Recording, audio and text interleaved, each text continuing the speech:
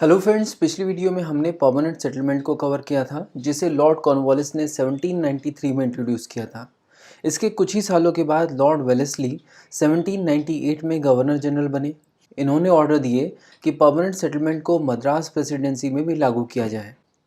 अब प्रॉब्लम ये थी कि बंगाल, बिहार और उड़ीसा की तरह मद्रास प्रेसिडेंसी में पहले से ज़मींदार क्लास एग्जिस्ट नहीं करती थी, बट यहाँ पर एक दूसरी क्लास थी जिसका नाम था पॉलीगर्स। जब मद्रास प्रेसिडेंसी के नॉर्दर्न डिस्ट्रिक्ट्स में परमानेंट सेटलमेंट रेवेन्यू सिस्टम को इम्प्लीमेंट किया गया तो इन एरियाज़ में पॉलीगर्स को इन एरियाज़ का ज़मींदार रिकॉग्नाइज किया गया और कल्टीवेटर्स से टैक्स कलेक्ट करने की जिम्मेदारी पॉलीगर्स को दे दी गई। बट ये पॉलीगर्स ज़मींदारों से काफ़ी अलग थे। और ये ज़मींदारों से कैसे अलग थे और ये ज़मींदारी क्यों नहीं करना चाहते थे, इसके लिए हमें इनका बैकग्राउंड क्या है ये पता होना चाहिए। तो शुरुआत करते हैं बैकग्राउंड से। विजयनगर एम्पायर 1336 में इस्टेब्लिश हुआ। धीरे धीरे ये पूरे साउथ इंडिया में फैल गया। इस एम्पायर के one of the greatest ruler थे श्री कृष्ण देव राया, जिन्होंने 1502 से 1529 तक रूल किया। इन्होंने अपने एडमिनिस्ट्रेशन को एफिशिएंट बनाने के लिए विजयनगर एम्पायर को 3 पार्ट्स में डिवाइड किया। पहले पार्ट में मदुरई को सेंटर बनाया, दूसरे में तंजावुर को और तीसरे में जिंजी को। इन तीनों एरियाज़ में एडमिनिस्ट्रेशन के लिए एक एक हेड नियुक्त किया गया। इस पोजीशन को कहा गया नायक। अब हर एक नायक के अंडर में जो एरियाज़ थे उसको फर्दर डिवाइड किया गया बहुत सारे एडमिनिस्ट्रेटिव डिविजन्स में, और हर एक डिवीज़न के ऊपर एक हेड नियुक्त किया गया जिसे पोलीगर कहा जाता है। इस तरह श्री कृष्ण देव राय ने 3 टियर एडमिनिस्ट्रेशन सिस्टम बनाया, जिसमें सबसे ऊपर राजा, उसके अंडर में नायक और नायक के अंडर में पोलीगर्स। अपने अपने एडमिनिस्ट्रेटिव डिविजन्स में एडमिनिस्ट्रेशन के लिए पोलीगर्स काफ़ी हद तक आज़ाद थे। उनके पास अपनी खुद की स्टैंडिंग आर्मी हुआ करती थी, उनके पास पैलेसेस और फोर्ट्स भी हुआ करते थे। अपने एरियाज़ में टैक्स कलेक्शन की जिम्मेदारी भी उन्हीं की थी। इस कलेक्टेड टैक्स में एक हिस्सा वो खुद रखते थे और बाकी का हिस्सा नायकों से होते हुए विजयनगर एम्पायर के रूलर तक पहुंचता था। अपने एरिया में लॉ एंड ऑर्डर को मेंटेन करने की जिम्मेदारी भी पोलीगर्स की ही हुआ करती थी। और उनका एरिया कैसे प्रॉस्पर कर सकता है, कल्टीवेशन कैसे इम्प्रूव किया जा सकता है, उसके लिए वो अपने अपने एरियाज़ में इन्वेस्ट भी करते थे, जैसे कि वाटर बॉडीज़ वगैरह बनवाते थे। समय के साथ जैसे जैसे ये विजयनगर एम्पायर वीक होते गया, ये पॉलीगर्स अपने अपने एरिया के लोकल रूलर्स बन गए। हमने एंग्लो मैसूर वार वाली वीडियो में देखा था कि जहाँ एक समय विजयनगर एम्पायर हुआ करता था, वहाँ अब मैसूर, कार्नेटिक और ट्रेवनकोर जैसे स्टेट्स बन गए थे। कार्नेटिक के नवाब वल्लाजा को नवाब बनने के लिए ईस्ट इंडिया कंपनी ने मदद की थी, इसीलिए 1781 में वल्लाजा ने तिरुनेलवेली और कार्नेटिक के प्रोविंसेस का मैनेजमेंट और कंट्रोल ईस्ट इंडिया कंपनी को ही दे दिया था। इससे पॉलीगर्स खुश नहीं थे, क्योंकि British East India company Poligars से टैक्स मांग रही थी। सभी पॉलीगर्स एकजुट हुए और उन्होंने ब्रिटिश ईस्ट इंडिया कंपनी को कहा कि Poligars British East India company को टैक्स नहीं देंगे। पॉलीगर्स अब ब्रिटिश ईस्ट इंडिया कंपनी की हिट लिस्ट पर थे और इस तरह पॉलीगर्स और ब्रिटिश ईस्ट इंडिया कंपनी के बीच में बैटल शुरू हो गया। ये बैटल 1795 से शुरू होकर 1799 तक चला। पॉलीगर्स के लीडर थे कट्टाबोमन नायकन। कट्टाबोमन नायकन खुद पंजल कुरीची के पॉलीगर थे। पहली लड़ाई में पॉलीगर्स की जीत हुई, बट फिर ब्रिटिश ईस्ट इंडिया कंपनी ने दूसरी जगहों से फोर्सेस इकट्ठा की और फिर से पॉलीगर्स पर अटैक कर दिया। इस बार Poligars British East India Company के सामने टिक नहीं पाए। कट्टाबोमन नायकन अपने कुछ साथियों के साथ भागकर पुडुकोट्टई फॉरेस्ट में छुप गए। तो देखा आपने, जैसे ही ब्रिटिश ईस्ट इंडिया कंपनी ने पॉलीगर्स को ज़मींदार बनाने की कोशिश की, पॉलीगर्स ने रिवोल्ट कर दिया। यानी अब ब्रिटिश ईस्ट इंडिया कंपनी को मद्रास प्रेसिडेंसी में लैंड रेवेन्यू कलेक्ट करने के लिए कोई दूसरा रास्ता खोजना था। और परमानेंट सेटलमेंट को और ज़्यादा एक्सटेंड ना करने का एक रीज़न ये भी था कि ब्रिटिश सर्कल्स में भी परमानेंट सेटलमेंट को बहुत ज़्यादा पसंद नहीं किया जा रहा था, क्योंकि बहुत सारे ब्रिटिश ऑफिशियल्स इस बात से खुश नहीं थे कि लैंड रेवेन्यू को हमेशा के लिए फ़िक्स कर दिया जाए, क्योंकि हर जगह परमानेंट सेटलमेंट अगर लगा दिया गया तो ब्रिटिश ईस्ट इंडिया कंपनी की इनकम फ्यूचर में इंक्रीज़ ही नहीं हो पाएगी।